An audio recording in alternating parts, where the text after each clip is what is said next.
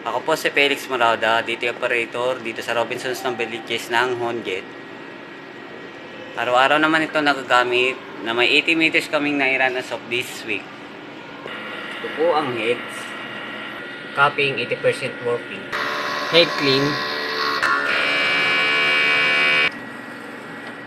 Nozzle check. Ang egg system ay tama lang. Greasing tank, malinis every Friday.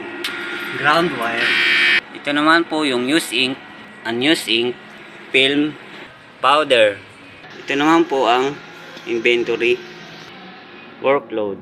Ito naman po yung nagamit sa sayan, magenta, yellow, white ink, film, cleaning solution sa black. At ito po ang daily monthly maintenance checklist. Maraming salamat po. Gago putol.